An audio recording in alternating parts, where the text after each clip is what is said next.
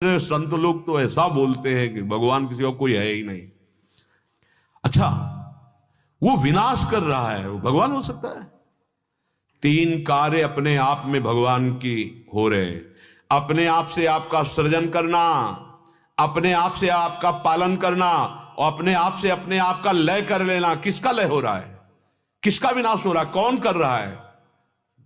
अब इतनी ऊंची स्थिति बिना साधन के, बिना पवित्र हृदय के, बिना भजन के तुम जान जाओगे तो मान तो लो ना, श्रद्धावान लभते ज्ञानम।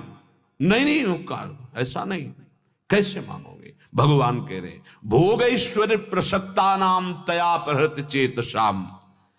ये भोग और ऐश्वर्य, भोग किसका? शब्द, स्पर्श, रूप, रस, गंध, ये पांच शरीर की आराम व्यवस्था, नाना प्रकार के भोगों को भोगने की लालसा, भोग में रत, और ऐश्वर्य, रुपया, पैसा, मकान, नाना प्रकार का पद प्रतिष्ठा का ऐश्वर्य, इसमें जिसकी सत्यत्व बुद्धि है, प्रियता है, खिंचाव है, महत्व बुद्धि है, उसे भोगेश्वर प्रसक्ता नाम कहते हैं। वो कभी ये निश्चय ही नहीं कर सकता कि भगवान है, भगवान को प्राप्त करना हमारा परम कर्तव्य है, या हमें इस संसार के द्वंद्वों से मुक्त होकर अपने स्वरूप में स्थित होना है। हो ही नहीं सकता।